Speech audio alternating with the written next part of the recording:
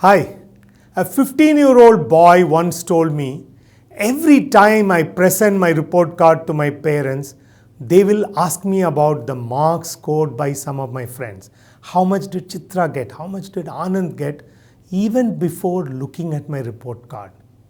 Parents compare children's marks with their peers and criticize them. Why do parents compare? Let us ask them. I am delighted to welcome you to another episode of Mindscape Matters, a channel to discuss mental health and more. I am Dr. Mohan Raj. I am a consultant psychiatrist based in Chennai, and I'll be your guide as we explore this wonderful landscape together. Now, why do parents compare? When asked, parents said that they compare so that their child develops a competitive and comparative spirit. In Tamil, we have a word called rosham, that they will get this rosham, become competitive, comparative, and will motivate him or her to improve oneself. But does comparison motivate a person? No way. It can only irritate a person. How would a mother feel if the child comes home and says, today after school, there was time and Ashok took us to his house. His mother made dosa for all of us. The dosas were so crispy and tasty. Oh, the kind of dosas you make, fat, soggy or black. You should learn from Ashok's mother how to make dosa. Will you think a mother hearing this will get motivated to cook better or get angry that the son has been thankless? Or another example, if the parents work in an office and their bosses tell them, you are always messing things up. Look at Archana, she's so organized, so systematic. She does her work so well ahead of time. Why can't you be like her? Do you think that parents develop a competitive, comparative spirit and excel, or would they resent the comparison? Comparison does not motivate anybody. On the other hand, comparison has many detrimental effects. Comparison makes the child feel inferior. The child's self-esteem takes a beating and they feel sad and miserable. Plus, the child knows that the love that their parents show is not unconditional. The love is conditional to his marks and performance. They don't love me, they love me with my marks. When a person goes on comparing the child with that Ramesh or that Suresh, the child will think that my father does not love me. He loves Ramesh. Let him adopt Ramesh and throw me out. Comparison also conveys to the child that he or she is not good enough. This can cause a significant dent in the child's self-esteem, and they would carry that sense till old age. I know some of these children who have crossed their 60 or 70 years of age. In spite of achieving things, they still tell themselves that they are not enough. They continue to evaluate themselves harshly through their parents' lens. Their parents might be no more, or they might have stopped comparing. But the parents that sit inside this 70-year-old person's head continue to tell nasty things to him or her. Just because you have published 200 papers and many people are raving about it, don't think you are great. Look at that person. At your age, he has got a Nobel Prize. Try to be like him.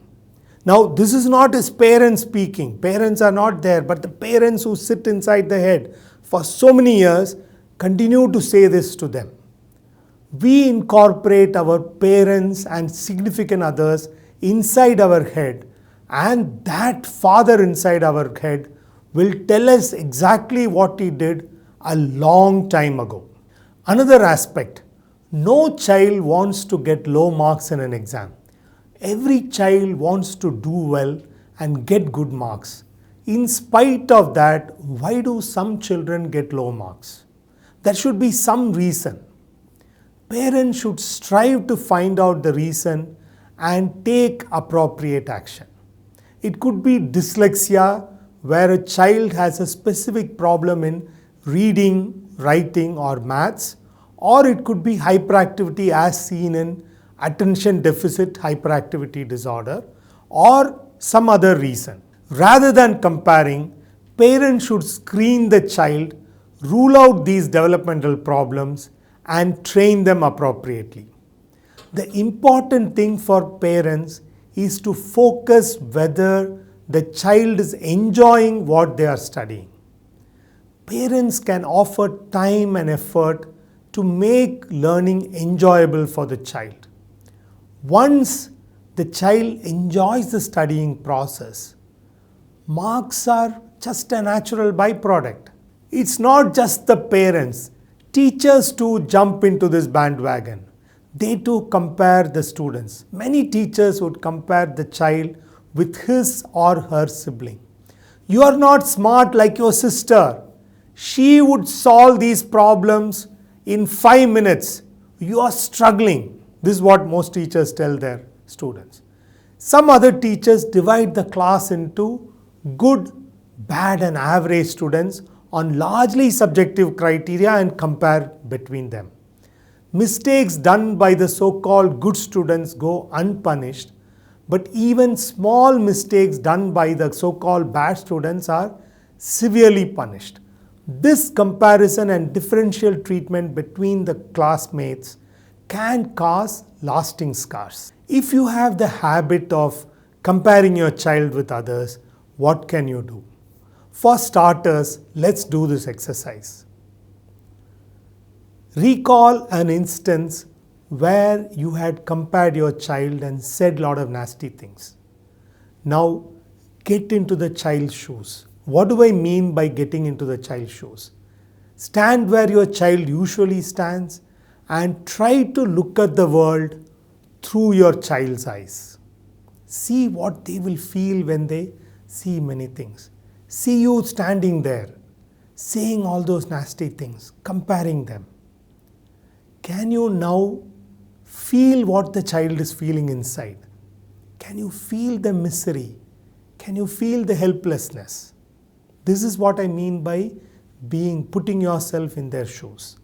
If you can do this exercise on and off, you will slowly develop empathy for the child. And once you have empathy for the child, your habit of comparing will come down and eventually stop. Thank you for watching this far. If you like this video, please tell 4 of your friends. Tell them there is a Tamil version also. Stay tuned because Mindscape matters. Bye.